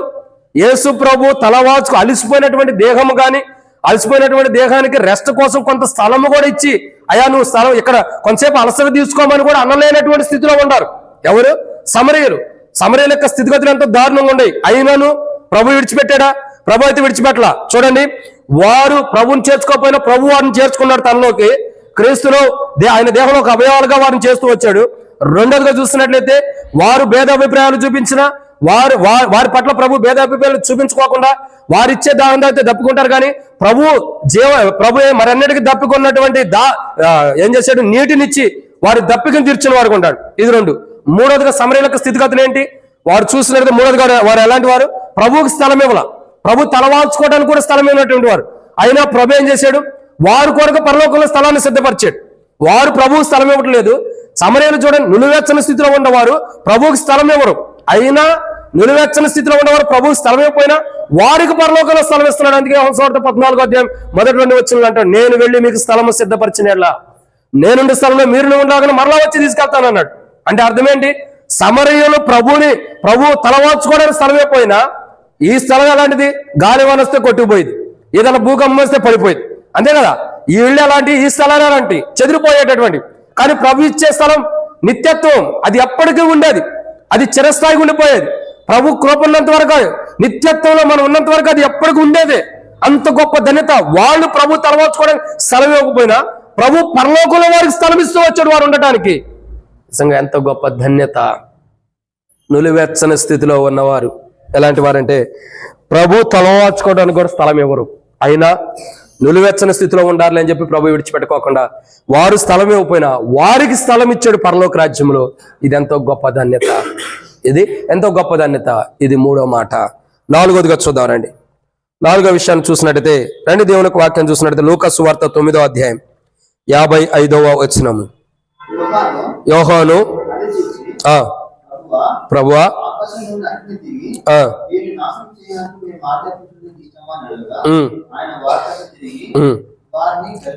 చాలన్నా. కాబట్టి ఇక్కడ రాయబడిన మాట ఏంటి? ఏమని రాయబడుతూ వచ్చింది చెప్పండి. చాలా అన్నా అన్నాం అంటే అది కాదు. దిగక మునుపు వాళ్ళు ఏమంటున్నారు? ప్రభువా ఏమంటున్నారు చూడండి. ప్రభువా ఆకాశం నుండి అగ్ని దిగి వీరిని నాశనం చేయనట్లు మేము ఆజ్ఞాపించడం నీకు ఇష్టమా అని అడగగా, ఆయనకి ఇష్టమైతే అది అనుమతించేవాడే కదా, ఆయనకి ఇష్టం కాదు. సో ఇప్పుడు సమరయులు ఎలాంటి వారు? నాలుగోది చూసినట్టయితే దేవుని ప్రజలకి కోపం తెప్పించిన వారు. ఎలాంటి వారు సమరయులు? దేవుని ప్రజలకే కోపాన్ని తెప్పించేటటువంటి వారు. దేవునికి కోపం తెప్పించవచ్చు, ఫస్ట్ దేవుని ప్రజలకు కోపం తెప్పిస్తున్నారు. అంటే దేవునికి కోపం తెప్పించిన కోపడేవాడు కాదులేండి. ఇక్కడ దేవుని యొక్క కుమారుడికి లోకానికి వచ్చిన యేసు ప్రభు వారు శిష్యులు అడుగుతూ వస్తున్నారు. యోహాను యాకోబు అంటున్నారు, అయ్యా యాకోబు యోహాను ఏమంటున్నారు? అయ్యా మరి వీళ్ళు నిన్ను చేర్చుకోవట్లేదు కాబట్టి, వారి గ్రామంలోకి వారి ప్రాంతంలోకి నేను చేర్చుకోవట్లేదు కాబట్టి వారి మీదకి అగ్ని దిగి వచ్చి, ఆకాశం నుండి అగ్ని దిగి వచ్చి వారిని చంపేయడానికి కానీ సంహరించడానికి నువ్వు అనుమతిస్తావా? అది మేము అంటాం నీకు ఇష్టమేనా? దిగి వచ్చిన కాకని మేము అంటాం నీకు ఇష్టమేనా అని అడిగితే ప్రభు ఏమన్నాడు? గద్దించాడు. అంటే అర్థమేంటి? సమరయులు వాస్తవానికి దేవుని ప్రజలకు కోపాన్ని తెప్పించిన వారు. దేవుని ప్రజలకు ఏం చేస్తూ వస్తున్నారు? సమరయులు కోపాన్ని తెప్పించేవారు. దేవుని ప్రజలకు కానీ ఎంతో దారుణంగా కోపాన్ని తెప్పించినటువంటి వారు సమరయులు. ఇది మిశ్రిత జనం ఎలాంటి వారంటే దేవునికి లేదా దేవుని ప్రజలకు ఎక్కువ కోపాన్ని తెప్పించేవారు. వారి ప్రవర్తన బట్టి కానీ, వారి మాట తీరు బట్టి కానీ, వారు జీవించే జీవితాన్ని బట్టి కానీ, వారి నడిచే నడకను బట్టి కానీ, వారు నడుస్తున్న అనుభవాన్ని బట్టి కానీ, వారి మాట తీరు వారి ప్రవర్తన బట్టి కానీ దేవుని ప్రజలకు ఎంతో కోపాన్ని తెప్పిస్తున్నారు సమరయులు. ఇప్పుడు చూడండి, శిష్యులకి యేసు ప్రభు వారిని సమరయులు వారి గ్రామంలో చేర్చుకోలేదంటే శిష్యులకి ఎంత కోపం వచ్చింది? చేర్చుకుంటే ఆ కోపం వచ్చేది కాదు కదా. చూడండి, ఇక్కడ అర్థం చేసుకునే కోణం ఏంటంటే సమరయులు దేవుని ప్రజలకు కోపాన్ని తెప్పించేవారు. ఎలాంటి వారు? దేవుని ప్రజలకి కోపాన్ని తెప్పించేవారు సమరయులు. అయినా దేవుని ప్రజలకు కోపం తెప్పించిన ప్రభు అయితే వారి మీద కోపపడతల్లా. అది ప్రభు యొక్క ప్రేమ. సమరయులు మిశ్రిత జనం అయినప్పటికీ, సమరయులు మిశ్రిత జనం ఉన్నప్పటికీ, సమరయులు నులివెచ్చని స్థితిలో ఉన్నప్పటికీ, సమరయులు నిలువెచ్చని స్థితిలో ఉన్న ఆ సమరయులను మట్టుకి ప్రభు ఏం చేస్తున్నాడు? కోపపడతల్లా. నిజంగా చూడండి, ఎంత గొప్ప ధన్యత, ఎంత గొప్ప ధన్యత. సమరయులు ఎలాంటి వారు? మొదటిగా ప్రభుని చేర్చుకునేటువంటి వారు. 2 సమరయులు ఎలాంటి వారు? భేదాభిప్రాయాలు చూపించేవారు. 3 సమరయులు ఎలాంటి వారు? ప్రభువుకి స్థలం ఇవ్వనటువంటి వారు. 4గా చూసినట్టయితే సమరయులు ఎలాంటి వారు? దేవుని ప్రజలు కోపాన్ని తెప్పించేవారు. అయినను దేవుడు వారిని విడిచిపెట్టాడా? విడిచిపెట్టుకోకుండా సమరయులకు ఏం చేస్తున్నాడు? దేవుని ప్రజలకు కోపం తెప్పించిన ఆకాశం నుండి అగ్ని దిగి వచ్చి వీరిని నశింపజేయడం, కాల్చివేయడం నువ్వు అనుమతించు ప్రభు అంటే అనుమతించలా. అంటే వారి మీద ప్రేమను చూపిస్తున్నాడు. మిశ్రిత జనాన్ని కూడా పోగొట్టుకోవడానికి ప్రభు ఇష్టపడలా. మిశ్రిత జనం కూడా నష్టపోవాలని ప్రభు ఇష్టపడలా. మిశ్రిత జనం కూడా దేవుని రాజ్యాన్ని కోల్పోవాలని ప్రభు ఇష్టపడలా. మిశ్రిత జనము కూడా వారి జీవితాలను మార్చుకుని దేవుని రాజ్యంలో ఉండాలన్నదే ప్రభు యొక్క ప్రణాళిక. అందుకే వారి మీదకి అగ్ని రావడానికి ఇష్టపడలా. శిష్యులు అడుగుతూ వచ్చారు, అగ్ని వచ్చేటట్టు నువ్వు అనుమతించు ప్రభా. మేము అంటాం నీకు ఇష్టమా? అనుమతించడం నీకు ఇష్టమా? అట్లా అనొద్దు అని గద్దిస్తూ వచ్చాడు. అట్లా అనొద్దు. సమరయులైన నులివెచ్చని స్థితిలో ఉండవారైనా వారు మీకు ఎంత కోపాన్ని తెప్పించిన వారి ఎడల నేను ప్రేమను కనపరుస్తున్నానని దేవుని ప్రజల కోపం తెప్పించిన వారి ఎడల ప్రేమను కనపరిచి వారి మీద కూడా ప్రేమను చూపించి వారికి పరలోక రాజ్యం ఇస్తున్నాడు. వారే కాదు, లవోదిక ప్రజలకు కూడా అదే చేస్తున్నాడు. ఒకప్పుడు లవోదిక ప్రజలు ఎటువంటి స్థితిలో బహుశా వాళ్ళు నిలువెచ్చని స్థితిలో ఉండొచ్చు. అంటే ఆ స్వభావం అట్లా ఉండొచ్చు, నిలువెచ్చని స్థితి స్వభావం ఉండొచ్చు. అయినా లవోదిక ప్రజలను విడిచిపెట్టలే దేవుడు. లవోదిక ప్రజలు ప్రభువుని చేర్చుకోకపో ఉండొచ్చు. అందరూ కూడా ప్రభువుని పూర్తిగా చేర్చుకోకపో ఉండొచ్చు. ఇంకా అందరూ కూడా భేదాభిప్రాయాలు చూపించుండొచ్చు. ఎందుకంటే వాళ్ళు ధనవంతులు, అక్కడ డబ్బు ఉండేవాళ్ళు ఎక్కువ ఉంటారు. డబ్బు ఉండేవాడు లేనివాడని భేదాభిప్రాయాలు చూపించుండొచ్చు. ఇంకా ప్రభుకి స్థలం ఇవ్వకపోయి ఉండొచ్చు. ఇంకా ప్రభు కోపం తెప్పించుండొచ్చు. అయినను లవోదికలో ఉన్న ప్రజలకు ప్రభు ఏం చేశాడు? రక్షణ ఇస్తూ వచ్చాడు. అదే రక్షణ సమరయులకు ఉంది. అదే రక్షణ దేవుడు మనకు కూడా ఇస్తూ వచ్చాడు. దాన్ని బట్టి మనం ప్రభుని ఆరాధించాలి. అంటే మనం దేవునికి ఎంత కోపం తెప్పించినా, దేవుని ప్రజలకు ఎంత కోపం తెప్పించినా, ప్రభువైన యేసుక్రీస్తు ప్రభువారు అక్కడ ఉన్నాడు కాబట్టి సమరయుల మీదకి ఉగ్రత రాలా. బహుశా శిష్యుల వరకే ఒక్కళ్ళే వెళ్ళిపోయి ఉంటే, సపరేట్గా శిష్యులు వెళ్ళిపోయి ఉంటే, ప్రభువుని చేర్చుకోలేదన్న మాట తెలుసుంటే, శిష్యులు ఎక్కడ ప్రభు ఉంటారు కాబట్టి అడుగుతున్నాడు. ప్రభు లేకపోతే వాళ్ళందరికీ మాట అనేసినట్టయితే సమరయుల మీదకి దేవుని ఉగ్రత వచ్చేది కదా. అక్కడ ప్రభు ఉన్నాడు కాబట్టి సమరయులు కాపాడబడుతూ వచ్చారు. యేసుక్రీస్తు ప్రభువారు ఈ లోకానికి రావటం ద్వారా, యేసు ప్రభువారికి ఈ లోకం రావటం ద్వారా దేవుని ఉగ్రత మన మీదకి రాకుండా మనం కాపాడబడుతూ వచ్చాం. దానిని బట్టి మనం ఏం చేయాలా? ప్రభువుని ఆరాధించాలి. ప్రభువా, ఆనాడు యేసు ప్రభువారు సమరయుల దగ్గర ఉంటుందారా, సమరయుల మీదకి శిష్యులు మరి నీ ఉగ్రత ఆకాశం నుండి అగ్ని వచ్చి మరి కాల్చివేయడానికి అనుమతించు ప్రభు అన్నప్పుడు నువ్వు ఒప్పుకోవాలా? మేము అలా అంటూ నీకు ఇష్టమా, అనుమతించండి అలా అంటూ నీకు ఇష్టమా అన్నప్పుడు నువ్వు ఒప్పుకోవాలా? నా మీదకి దేవునికి ఉగ్రత వస్తున్నప్పుడు నీవు ఒప్పుకోకుండా, దేవా నువ్వు నన్ను కాపాడుతూ వచ్చావు, ఆ ఉగ్రతను తప్పిస్తూ వచ్చావు, ప్రభుని ఆరాధన చేద్దాం. లవోదికాయని కూడా దేవుడు అట్లా కాపాడుతూ వచ్చాడు, మనల్ని కూడా అట్లా కాపాడినందుకు ప్రభుని ఆరాధన చేద్దాం. ఇది 4వ మాట. ఇక 5వ విషయాన్ని చూసినట్టయితే రండి, యోహాను సువార్త 4వ అధ్యాయం 20వ వచనం. యోహాను సువార్త 4వ అధ్యాయం 20వ వచనం. మా పితరులు ఈ పర్వతం ముందు ఆరాధించరు గాని ఆరాధించవలసిన స్థలము యెరూషలేములో ఉన్నదని మీరు చెప్పుదురని ఆయనతో అనగా, యేసు ఆమెతో ఇట్లా నిన్ను. ఇక్కడ సమరయ స్త్రీ ప్రభుతో అంటుంది ఏమని? ఒక కాలం వచ్చుచున్నది, సమరయులు ఆరాధించే కాలం వచ్చుచున్నది అని చెప్పి అంటున్నారు. హెర్మోను కాదు ఎంతమంది చెప్పింది, గెరీజిం. సమరయులు ఎక్కడ ఆరాధన చేస్తారంటే గెరీజిం అనే కొండ మీద ఆరాధన చేస్తారు. మరలా చెబుతున్నానండి, గెరీజిం అనే కొండ మీద, ఇంతకుముందు హెర్మోను ఏదో చెప్తూ వచ్చి అది కాదు, గెరీజిం. ఇశ్రాయేలు ప్రజలు ఏ కొండ మీద ఆరాధన చేస్తున్నారు? ఇశ్రాయేలు ప్రజలు మోరియా కొండ మీద ఆరాధన చేస్తున్నాడు. మోరియా కొండ మీద, అదే కొండ మీద, మోరియా కొండ మీదే, ఆ కొండ మీద, ఆ స్థలంలోనే దేవుడు సొలొమోనుకి ప్రత్యక్షతలో మందిరం కట్టమని చెప్పాడు. అక్కడే దేవుని యొక్క మందిరం నిర్మాణం చేయబడుతూ వచ్చింది. ఇశ్రాయేలు ప్రజలు ఆ మోరియా పర్వతం మీదే దేవుణ్ణి సేవిస్తూ వస్తున్నారు నేటికి కూడా. ఇది మనం చూస్తున్నటువంటి సందర్భం. అయితే ఇశ్రాయేలు ప్రజలతో పాటు సమరయులు దేవుణ్ణి ఆరాధిస్తలా. అర్థం చేసుకోండి, వీళ్ళు ఎక్కడ ఆరాధన చేస్తున్నారు? గెరీజిం అనే కొండ మీద ఆరాధన చేస్తున్నారు. ఎందుకు ఆరాధన చేస్తున్నారు? మళ్ళా చెబుతున్నారు, రిమైండ్ చేస్తున్నారు, గుర్తుంచుకోండి. ఎందుకు ఆరాధన చేస్తున్నారు? ఈ ఇశ్రాయేలు ప్రజలతో సమరయులు సహపాటి వారి అనుభవంలో వాళ్ళు రావడానికి ఇష్టపడినా ఇశ్రాయేల్ ఇష్టపడలా. ఇశ్రాయేల్కి సమరయులకి భేదాలు ఉన్నాయి. ఎందుకు? సమరయులు ఎవరు, ఇశ్రాయేల్ ఎవరు అంటే, ఇశ్రాయేల్ ప్రజలు దేవుని బిడ్డలు. కొంతమంది 721వ శతాబ్ద కాలంలో అసీరియా రాజు ఇశ్రాయేల్ ప్రజల మీద దండెత్తి వచ్చినప్పుడు కొంతమంది ఇశ్రాయేల్ని ఏం చేస్తూ వచ్చాడు? చెరగొనిపోతూ వచ్చాడు, బందీలుగా తీసుకెళ్తూ వచ్చాడు. మిగిలిన ఇశ్రాయేల్ ప్రజలు వారు వివాహాలు చేసుకోవడానికి స్త్రీలు లేనప్పుడు అప్పుడు వారు ఏం చేశారంటే అన్య స్త్రీలతో వివాహం చేసుకోవడం కానీ, వారితో పోవడం కానీ, వారి ద్వారా పిల్లలను కంటూ వచ్చారు. అన్య స్త్రీల ద్వారా పిల్లలను కంటూ వచ్చారు. ఇశ్రాయేల్ ప్రజలు అన్య స్త్రీల ద్వారా వివాహం కనటం ద్వారా వారు ఇరువురి మధ్యలో పుట్టిన పిల్లల్ని ఏమంటారంటే సమరయులు అంటారు. ఈ సమరయులు ఎలా వచ్చారు చూసారా? సమరయులు అంటారు. ఇప్పుడు ఈ సమరయులను దూరం పెడుతూ వస్తున్నారు ఇశ్రాయేల్ ప్రజలు. అందుకు మొదటి కాల శతాబ్దంలో కానీ ఎప్పుడైనా సరే దేవాలయం కట్టినప్పుడు ఆ దేవాలయం కొరకాయ కానీ, దేవాలయం పని నిమిత్తమం కానీ, దేవాలయం పనులో కానీ, దేవాలయం విషయంలో సమరయుల్ని ఇశ్రాయేల్ ప్రజలు ఆహ్వానించాల. తద్వారా ఇశ్రాయేల్ ప్రజలకు సమరయులకు కోపం వచ్చి మమ్మల్ని ఆహ్వానించలేదని మేము కూడా కొండ మీద ఆరాధిస్తామని గెరీజిం అనే కొండ మీద వారు దేవాలయం కట్టి అక్కడ ఆరాధన చేస్తున్నారు. వాళ్ళ దుస్తులు ఎలాంటివంటే వైట్ అండ్ వైట్ దుస్తులు, వైట్ అండ్ వైట్ బట్టలు వేసుకుంటారు సమరయులు. ఇంకేం చేస్తారు తెలుసా? తెల్ల టోపీ పెట్టుకుంటారు తలకి. ఏం చేస్తారు? ఎర్రని టోపీ, తెల్లది కాదు, ఎర్రని టోపీ పెట్టుకుంటారు. తెల్లని వస్త్రములు, ఎర్రని టోపీ పెట్టుకుంటారు. వాళ్ళు అదంతా పెట్టుకుని నేటికి ప్రభు వారు అక్కడ ఆరాధన చేస్తారు. ఆ విషయంలోనే సమరయ స్త్రీ అంటుంది, మీరేం చెబుతారంటే, యేసు ప్రభుత్వం అంటుంది, మీరు యూదులు కదా, మీరేం చెబుతారంటే మీరు చెప్పే కోణం వేరు. ఏమని చెబుతారు మీరు? ఇక్కడ చూడండి 20వ వచనంలో ఆమె ఏమంటుంది? మా పితరులు ఈ పర్వతం మీద ఆరాధించరు కానీ ఆరాధించిన స్థలం యెరూషలేములో ఉన్నదని మీరు చెప్పుదురని ఆయనతో అనగా. ఎవరితో అంటుంది ఆమె? యేసు ప్రభుతో అంటుంది. మీరేం చెబుతారంటే మీరు ఆరాధించవలసింది యెరూషలేములో అని మీరు చెబుతారు, కానీ మా పితరులు ఆరాధించిన పర్వతం ఒకటి ఉంది. ఏ పర్వతం అది? గెరీజిం అనే పర్వతం మీద మా పితరులు ఆరాధించారు, కాబట్టి మాదే కరెక్ట్ అన్నది చెబుతుంది. అయితే ఇక్కడ ప్రభు ఏమంటారంటే, సమరయులు మరి గెరీజిం అనే కొండ మీద ఆరాధించుచున్నారు ప్రభువుని, ఇశ్రాయేలు మోరియా పర్వతం మీద ఆరాధించుచున్నారు ప్రభువుని. ప్రభువే చెబుతూ వస్తాడు, ఆరాధించే కోణము కూడా తెలియనటువంటి ప్రజలు. ఎలాంటి వారు? ఎట్లా ఆరాధించాలో కూడా తెలియనటువంటి ప్రజలు. నిజంగా వీరి స్థితిగతులు మనం చూసినట్లయితే వారికే తెలియదు. ఏమంటుంది? ఆరాధించి ఒక కాలం వచ్చిందని ప్రభు చెబుతున్నాడు. కానీ ఆమె స్థితిగతులు చూసినట్టయితే మా పితరులు గెరీజిం అనే కొండ మీద ఆరాధించారు, మేము అక్కడే ఆరాధించాలి, కానీ అది కరెక్ట్ కాదని నువ్వు చెబుతూ వస్తావు అంటుంది ప్రభుని. ఇలా ఆమె యొక్క స్థితిగతులు చూడండి ఎంత దారుణంగా ఉండేవో. అంత వితండ వాదన చేస్తుంది. ఏం చేస్తుంది? వాదిస్తుంది. మా ప్రజలు, మా వారు ఇంత వాదించేవారైనా ప్రభు వారిని విడిచిపెట్టలా.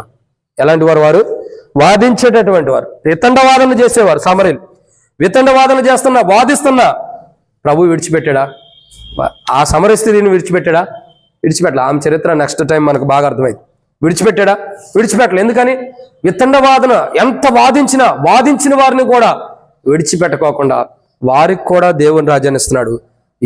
ఈ సమరయులకే కాదు, ఇంకా లవోదికలు ఉండే ప్రజలకి, అంటే మిశ్రిత జనం లాంటి మనస్తత్వం కలిగిన లవోదిక ప్రజలకి మనకు కూడా ప్రభు ఏం చేస్తూ వచ్చాడు? రక్షణ ఇస్తూ వచ్చాడు.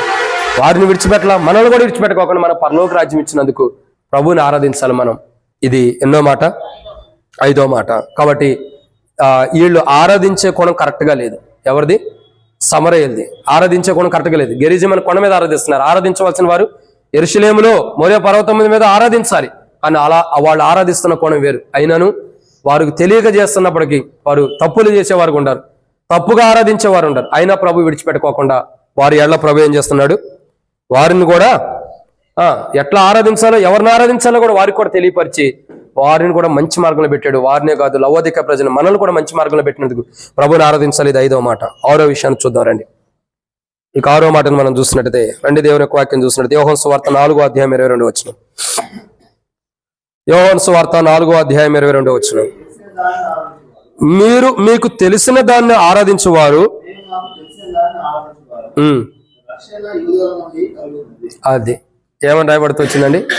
రక్షణ యూదుల్లో నుండి కలుగుతుందంట. ఇప్పుడు చూడండి, ఈ సమరీలు ఎలాంటి వారంటే రక్షణ ఇచ్చే ప్రభువుని ఏం చేస్తున్నారు? వాళ్ళు గుర్తుపట్టలేని స్థితిలో ఉంటారు. మరొకటం కాదు, ఏం చేస్తున్నారు? గుర్తుపట్టలేని స్థితిలో ఉంటారు. ప్రభు రక్షణ ఇస్తున్నాడు, రక్షణ ఇచ్చే ప్రభుని గుర్తుపట్టలేకపోతున్నారు వాళ్ళు. ఇంకేమంటుంది ఆమె? మాకు మెస్సయ్య వస్తాడు అంటుంది. ఏమంటుంది? మెస్సయ్య వస్తాడు. అసలు మెస్సయ్యే దిగి వచ్చాడు. ఆకాశం విడి, పరలోకం విడి, ఆకాశం పరలోకం విడిచిపెట్టి కోటానుకోట్ల మంది దేవదూతల చేత గణపరచబడుతున్న తన తండ్రితో ఆ యొక్క సన్నిహితాన్ని అంతటిని విడిచిపెట్టి ఈ లోకానికి వచ్చి, అంటే అక్కడ విడిచిపెట్టిన ఇక్కడ కలిగి ఉన్నాడు భూమి మీద, ఈ లోకానికి వచ్చి దిగి వచ్చాడు. అటువంటి మెస్సయ్యని, అటువంటి రక్షకుణ్ణి ఏవే సమరయులు ఎలాంటి వారు? గుర్తుపట్టలేని వారు. ఒక రక్షకుణ్ణి గుర్తుపట్టలేని స్థితిలో సమరయులు ఉంటారు. రక్షకుని గురించి తెలుసుకోలేని స్థితిలో, గుర్తుపట్టలేని స్థితిలో సమరయులు ఉంటారు. ఈ సమరయ స్త్రీ ఏమంటుంది? మా కొరకు మెస్సయ్య వస్తాడయ్యా అంటుంది. అసలు నీ ఎదుటి ఉండవాడు ఎవరో నువ్వు తెలుసుకుంటే ధన్యురాలివి. నీ ఎదుటి నిలిచిన వారు ఎవరో, నీ ఎదుటి ఎవరున్నారో నువ్వు తెలుసుకుంటే, నువ్వు గుర్తిస్తే నువ్వు ధన్యురాలివి. రక్షణ యూదుల్లో నుండే వచ్చింది, సమరయుల్లో నుండి రక్షణ రాదు. సమరయుల్లో నుండి రక్షణ అనేది బయటికి రాదు. యూదుల్లో నుండే, యోధా గోత్రంలో నుండే రక్షణ వచ్చింది. అది గుర్తుపెట్టుకొని అన్నప్పుడు ఆమె జీవితంలో కొన్ని విషయాలు ప్రభుత్వం మాట్లాడిన తర్వాత అప్పుడు తెలుసుకుంటూ వచ్చింది. నేను చేసినవని నాతో చెప్పిన వాడు ఇక్కడికి వచ్చాడు, నాతో చెప్పిన వాడు ఇక్కడ ఉన్నాడు, రండి అని చెప్పి చెబుతూ వస్తారు. చూడండి, సమరయుల యొక్క సమరయుల యొక్క స్థితిగతులు ఎలాంటివి అంటే నులువెచ్చని స్థితి. నులువెచ్చని స్థితిలో ఉన్నవారు ఎలాంటి వారు? సొంత రక్షకుడు అంటే యేసు ప్రభువు వారు ఎదుటుండ, యేసు ప్రభువు వారు ఎదుటి నివసిస్తున్న గుర్తుపట్టలేని స్థితిలో ఉంటారు, నులివెచ్చని స్థితిలో ఉన్నవారు. అయినా ప్రభు విడిచిపెట్టాడా? విడిచిపెట్టలా. ప్రభు విడిచిపెట్టల వారి. నిజంగా ఎంత గొప్ప కార్యమో చూడండి. నులివెచ్చని స్థితిలో ఉండేవారు, వారు ఎదుటుండ రక్షకుణ్ణి గుర్తుపట్టలేని వారు. అయినా ప్రభు విడిచిపెట్టలా. వారికి కూడా ఏం చేస్తూ వచ్చాడు? వారికి కూడా రక్షణ ఇస్తూ వచ్చాడు, వారికి కూడా పాపక్షమాపణ ఇస్తూ వచ్చాడు, వారి జీవితాన్ని కూడా మారుస్తూ వచ్చాడు. సమరయుని నిలువెచ్చని స్థితిలో ఉంటూ వారి ఎదుట నుంచున్నటువంటి ప్రభువుని గుర్తెరగలేని స్థితిలో ఉండ సమరయులకి ఏం చేస్తూ వచ్చాడు? ప్రభు రక్షణ ఇస్తూ వచ్చాడు. రక్షణ ఇచ్చే ప్రభువుని గుర్తెరగలేని ప్రజలకి రక్షణ ఇచ్చి వారి జీవితాన్ని మారుస్తూ వచ్చాడు. అదే పరిస్థితి లవోదికకి ఇచ్చాడు. లవోదిక సమరయులకు స్వభావం కలిగి ఉంది, మనుషులు అలా లేకపోయినా మనం కూడా అటువంటి స్వభావం కలిగి ఉండ మనకు కూడా రక్షణ ఇచ్చాడు. దాన్ని బట్టి మనం ప్రభువుని ఆరాధించాలి. ఇది 6వ మాట. 7వ విషయం చూద్దారండి. నులువెచ్చని స్థితిలో ఉంది లవోదిక. నులువెచ్చని స్థితిలో ఉండేవారు ఎలాంటి వారు అని అంటే 7వ మాటను మనం చూస్తున్నాం. రండి, దేవుని యొక్క వాక్యాన్ని చూస్తున్నట్టు 7వ యోహాను సువార్త 4వ అధ్యాయం 10వ వచనం. యోహాను సువార్త 4వ అధ్యాయం 10వ వచనం. అందుకు యేసు, నీవు దేవుని వరమును నాకు దాహమును కిమ్మని నిన్ను అడుగుచున్న వాడెవడో అది నువ్వు ఎరిగి ఉంటే అదే ఇప్పుడు చూడండి 7వదిగా మనం చూస్తున్న మాట ఏంటంటే, సమరయులు ఎలాంటి వారంటే జీవజలం ఇచ్చే ప్రభువుని తెలుసుకోలేని స్థితిలో ఉంటారు సమరయులు. నులివెచ్చని స్థితిలో ఉన్నవారు ఎలాంటి వారు? మీరు ఇసురుకోండి అక్క. నులివెచ్చని స్థితిలో ఉన్నవారు ఎలాంటి వారు చెప్పండి? జీవజలం ఇచ్చే ప్రభువుని గుర్తెరగని ప్రజలు. నిలువెచ్చని స్థితిలో ఉండేవారు ఎలాంటి వారు? జీవజలం ఇచ్చే ప్రభుని గుర్తెరగలేకపోతున్నారు. ఒకటి రక్షణ ఇచ్చే ప్రభుని గుర్తెరగలేకపోతున్నాడు కదా, గుర్తెరగలేకపోతున్నా సహోదరి. సమరీలు అలాంటి వారే. ఇంకెవరిని? జీవజలం ఇచ్చే ప్రభుని గుర్తెరగలేకపోతున్నారు. ఎంత విషాదమో గమనించండి, ఎంత విషాదమో. జీవజలం ఇచ్చే ప్రభుని గుర్తెరగపోతున్నారంటే జీవజలాన్ని పోగొట్టుకుంటున్నారనేగా. జీవజలాన్ని పోగొట్టుకునే స్థితిలో సమరీలు ఉంటారు. నిజంగా ఆ సమరీల యొక్క స్థితిగతులు చూసినట్టయితే, ఆ సమరీల యొక్క స్వభావాన్ని చూసినట్టయితే, ఆ సమరీల యొక్క మనస్తత్వాన్ని చూసినట్టయితే జీవజలం ఇచ్చే ప్రభువుని వాళ్ళు పోగొట్టుకుంటున్నారు. వాళ్ళు కూడా జీవజలాన్ని పోగొట్టుకుంటున్నారు. మరి అటువంటి స్థితిలో ఉన్నవారు సమరీలు. అయినా ప్రభు విడిచిపెట్టాడా? మిశ్రిత జనాంగంగా ఉంటూ సమరీలు జీవజలం ఇచ్చే ప్రభువుని వారు వద్దనుకుంటున్న ప్రభు అయితే వారిని వద్దనుకోకుండా జీవజలం వారికి ఇవ్వడానికి ఇష్టపడ్డాడు. నేటికి వారి జీవితంలో జీవజలాన్ని వారికి ఇస్తూ వచ్చాడు. వారికే కాదు, లవోదికకు కూడా జీవజలాన్ని ఇస్తూ వచ్చాడు. లవోదికే కాదు, మనకు కూడా జీవజలాన్ని ఇస్తూ వచ్చాడు. వీటన్నిటి బట్టి మనం ప్రభుని ఆరాధించాలి. ఇశ్రాయేలు యొక్క జీవిత చరిత్ర ఎలా ఉంది, సమరయ యొక్క జీవిత చరిత్ర ఎలా ఉందో చూడండి. అందుకే రాబడుతూ వచ్చింది, విశ్వాసి అవిశ్వాసితో చెప్పండి, విశ్వాసికి అవిశ్వాసితో పొత్తెక్కడా అని బైబిల్ రాబడుతూ వచ్చింది. ఇశ్రాయేలు ప్రజలు ఎవరు? దేవుని ప్రజలు. సమరయులు ఎవరు? ఒక రకంగా చెప్పాలంటే ఇశ్రాయేలు ప్రజలకు అన్యులకి పుట్టినటువంటి వారు సమరయులు.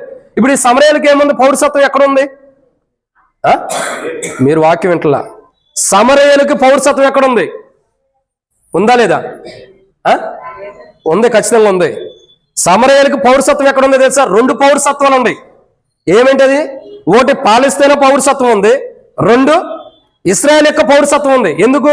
ఇశ్రాయేల్ యొక్క పురుషులకి ఇంకా ఆ అన్యులక స్త్రీలకు పుట్టినవారు కాబట్టి వారికి అటు పాలస్తీనా దేశంలోనూ పౌరసత్వం ఉంది, ఇటు ఇశ్రాయేల్ దేశంలో పౌరసత్వం ఉంది. వాళ్ళు అటు హిబ్రీ భాష మాట్లాడతారు, ఇశ్రాయేల్ భాష. రెండోదిగా చూసినట్టయితే అరబిక్ భాష కూడా మాట్లాడతారు. వారి జీవితాలు అందుకే వాళ్ళు నులివెచ్చని స్థితిలో ఉంటారు. నులివెచ్చని స్థితి అంటే 2 పడవల మీద కాలేసిన వారు. అయినా దేవుడు విడిచిపెట్టాడా? అయినా దేవుడు విడిచిపెట్టలా. వారికి కూడా దేవుడు ఏం చేశాడు? వారిని కూడా విడిచిపెట్టలా. నిలువెచ్చని స్థితిలో ఉంటూ జీవజలం ఇచ్చే ప్రభువుని వాళ్ళు మర్చిపోయినప్పటికీ, జీవజలం ఇచ్చే ప్రభువుని వారు కాదనుకున్నప్పటికీ, జీవజలం ఇచ్చే ప్రభువుని గుర్తుపట్టలేకపోయినప్పటికీ, ప్రభు అయితే వారికి జీవజలం ఇవ్వడానికి ఇష్టపడ్డారు కాబట్టి, వారిలో ఆ కుర్చీలో కూర్చాక జీవజలం ఇవ్వడానికి ఇష్టపడ్డారు కాబట్టి, వారికి కూడా జీవజలం ఇవ్వడానికి ఇష్టపడ్డారు కాబట్టి ప్రభు ఏం చేస్తున్నాడు? వారిని కూడా విడిచిపెట్టలా. వారు ఎటువంటి స్థితిలో ఉండా, వారు ఎటువంటి మనస్తత్వం కలిగి ఉండా, వారు ఎటువంటి ఆలోచనలు కలిగి ఉండా, వారు ఎటువంటి వారైనా ప్రభుని చేర్చుకునే స్థితిలో ఉన్నారు. సమరయులు ఎలా ఉండారండి? ప్రభుని చేర్చుకునే స్థితిలో ఉన్నారు. కానీ ప్రభు వారిని చేసుకున్నారు సమరయుల్ని. వారు మిశ్రిత జనమైనప్పటికీ ప్రభుని చేర్చుకోకపోయినా ప్రభు సమరయులు చేర్చుకుంటున్నాడు తనలోకి. 2 తన దేవులో ఒక అవయవంగా సమరయులు చేస్తున్నాడు. రెండోదిగా సమరయులు భేదాభిప్రాయాలు చూపించేవారైనా ప్రభు వారికి భేదాభిప్రాయాలు చూపించుకోకుండా వారిపైన కనికరం చూపిస్తున్నాడు. 3 వారికి దాహం తీరుస్తున్నాడు, దప్పుకొని కూడా చేస్తున్నాడు. 3 స్థలం ఇస్తున్నాడు. వారు ప్రభు తలవాల్చుకోవడానికి స్థలం ఇవ్వకపోయిన సమరయులు మిశ్రిత జనం ప్రభు తలవాల్చుకోవడానికి స్థలం ఇవ్వరు. అయినా ప్రభు వారిని విడిచిపెట్టుకోకుండా వారికి పరలోకంలో స్థలం ఇస్తున్నాడు సమరయులకి, మిశ్రిత జనానికి. ఇది 3. 4వదిగా సమరయులు దేవుని ప్రజలు కోపాన్ని తెప్పించేవారు. అయినా ప్రభు సమరయులు దేవుని ప్రజలు కోపాన్ని తెప్పించేవారైనా ప్రభు కోపపడుకోకుండా వారి మీద ప్రేమను చూపించి వారు కూడా పరలోక రాజ్యాన్ని ఇస్తున్నాడు. 4. 5వదిగా వాదించేటటువంటి వారు సమరయులు. అయినా ప్రభు వారితో వాదించుకోకుండా వాదించే ప్రజలకు ఏం చేస్తున్నాడు? వారు ఎట్లా ఆరాధించాలో వారికి తెలియపరుస్తూ వచ్చారు. వారిని విడిచిపెట్ల మిశ్రిత జనమైన సమరయుల్ని. ఇక 6వదిగా చూసినట్టయితే మిశ్రిత జనమైన సమరయుల్ని అలాంటి వారు రక్షకుని గుర్తెరగని వారు, వారిని రక్షించే ప్రభు, వారి కొరకు ప్రాణం పెట్టి చనిపోయి తిరిగి లేచే ప్రభుని వారు గుర్తెరగని స్థితిలో ఉంటారు. ఈ ప్రభు రక్షకుడని, ఈ ప్రభు అందరికీ ప్రభు ఉన్నాడని, ఈ ప్రభు ద్వారా రక్షణ ఉందని, ఈ ప్రభు ద్వారా పాప క్షమాపణ ఉందని, ఈ ప్రభు ద్వారా పరలోక రాజ్యం ఉందని గుర్తెరగని స్థితిలో సమరయులు ఉంటూ వచ్చారు. అదే స్థితిలో లవోదికయ ఉంది. మనం కూడా ఉంటూ వచ్చాం. మనకు కూడా దేవుడు రక్షణ ఇచ్చాడు, లవోదికయకి ఇచ్చాడు. సమరయులకు కూడా రక్షణ ఇచ్చి వారిని కూడా రక్షించాడు, పరలోక రాజ్యాన్ని వారసులు చేశాడు. ఇక 7వదిగా చివరిగా ఏం వచ్చారు? చివరిగా ఏమిస్తూ వచ్చాడు? జీవజలం ఇచ్చే ప్రభుని వారు గుర్తెరగపోయినా వారికి జీవజలాన్ని ఇచ్చాడు ప్రభు. ఎంత గొప్ప కార్యం. అందుకే మొదట మనం ప్రేమించింది కాదు, తానే మనల్ని, ఇది వాస్తవం. ఏం చేశాడు? మొదట మనం ప్రేమించింది కాదు, తానే మనల్ని ప్రేమించాను, ఇది వాస్తవం. సమరయులు మొదట ప్రభుని ప్రేమించరా, ప్రభు జీవజలం ఇస్తాడని గుర్తెరగల, అయినా ప్రభు వారిని ప్రేమించాడు, వారికి జీవజలాన్ని ఇచ్చాడు. వారినే కాదు మనల్ని కూడా ప్రేమించి మనకు కూడా, మనకే కాదు లవోదికను ప్రేమించి లవోదిక కూడా జీవజలాన్ని ఇచ్చిన ప్రభుని ఆరాధన చేయాలి. మనం ఏం చేయాలా? ఆరాధన చేయాలి. ఇప్పుడు చెప్పండి, సమరయుల యొక్క చరిత్ర ఎలా ఉందండి? దేవుని ప్రజలకి, అన్యులకి పుట్టినటువంటి వారు సమరయులు. అయితే వారి యొక్క స్వభావం ఏంటి? వారు ఎలాంటి వారంటే, వారు ప్రభువుని చేర్చుకున్నటువంటి వారు. అయినా ప్రభు చేర్చుకున్నాడు. రెండు, వారు ప్రభుతో భేదాభిప్రాయాలు కలిగిన వారు, కానీ ప్రభు వారితో భేదాభిప్రాయాలు లేకుండా వారికి మంచి విధానంలో వారిని నడిపిస్తూ వస్తున్నాడు. 3, వారు ఎలాంటి వారు? ప్రభు తలవాల్చుకునే స్థలం ఇవ్వాలి, కానీ ప్రభు వారికి స్థలం ఇచ్చాడు. 4, వాళ్ళు దేవుని ప్రజలు కోపం తెప్పించిన వారు, అయినా దేవుడు వారి మీద, ప్రభు వారి మీద కోపపడకుండా వారికి పరలోక రాజ్యం ఇస్తున్నాడు. 5, వారు ఎలాంటి వారు? వాదించేటటువంటి వారు, అయినా వాళ్ళు ఎలా ఆరాధించాలో తెలియక వాదిస్తున్నారు, వాళ్ళు ఎలా ఆరాధించాలో తెలియపరుస్తూ వచ్చాడు సమరయులకు. 6, సమరయులు ఎలాంటి వారు? రక్షకుని గుర్తెరగని వారు, కానీ వారికి రక్షణ ఇస్తూ వచ్చాడు ప్రభు, వారు గుర్తెరగపోయినా. 7, జీవజలం ఇచ్చే ప్రభుని తెలుసుకోలేకపోతున్నారు, గుర్తెరగట్లేదు, అయినా వారికి కూడా జీవజలం ఇచ్చాడు. ఈ సమరయుల యొక్క జీవితము మొదటి పునాది బాగోలేదు. ఎలాంటి వారు వీళ్ళు? వీళ్ళు మిశ్రిత జనం సమరయులు. వీళ్ళు ఎలాంటి వారు అంటే నులివెచ్చని స్థితిలో ఉండాలి. అర్థమవుతుందండి? సమరయులు ఎలాంటి వారు? పాత నిబంధనలో మనం సమరయులను చూడటం అనేది కష్టం.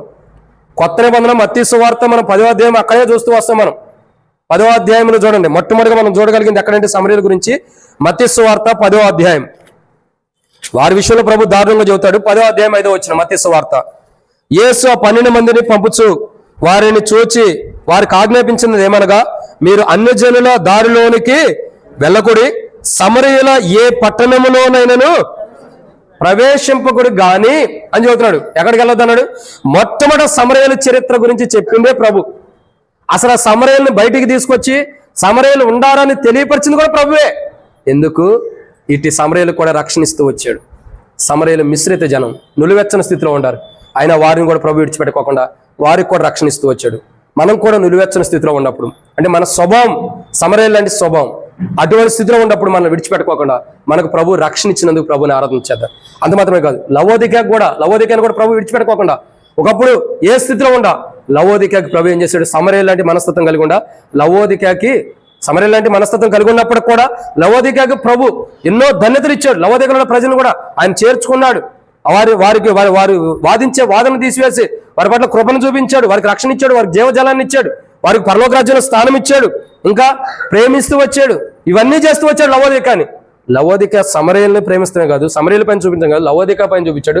లవోదిక పైన కాదు, లవోదిక లాంటి స్వభావం మనలో ఉన్న మన పైన కూడా అట్టి ప్రేమను, అట్టి 7 అంతల ఆశీర్వాదాన్ని ప్రభు ఇస్తూ వచ్చాడు మనం ఆపోజిట్గా ఉన్నప్పుడు. వీటన్నిటిని ప్రభు మనకు అనుమతించినందుకై మనం కూడా 2 తలంపులు ఉండొచ్చు. మిశ్రిత జనం అంటే 2 తలంపులు కలిగిన వారు, నులివెచ్చని స్థితి అంటే 2 తలంపులు కలిగిన వారు. ఇటువంటి తలంపుల్లో మనం ఉన్నప్పటికీ మనకు కూడా రక్షణ ఇచ్చి ఆ 2 తలంపులు కలిగిన నులివెచ్చని స్థితిలో ఉన్న మన జీవితాన్ని మార్చి మనల్ని దేవుని రాజ్యానికి, పరలోక రాజ్యాన్ని వారసులుగా చేసి మనకు రక్షణ, మారు మనసు, పాప క్షమాపణ ప్రభు అనుమతించినందుకై ప్రభుని ఆరాధన చేద్దాం. అట్టి ఆరాధన మనం చేయనట్లు ప్రభు మనకి సహాయం చేయను గాక. ఆమేన్. ఆరాధనలో ప్రవేశిద్దాం. ఒకరి తర్వాత ఒకరు మార్చి ఆరాధన చేయకమునుపు మనమందరం నిలబడి ఒక పాట పాడుకుందాం. ఒక పాట పాడుకుంటూ ఆరాధనలోకి, పాట పాడిన తర్వాత ఆరాధనలో ప్రవేశిద్దాం.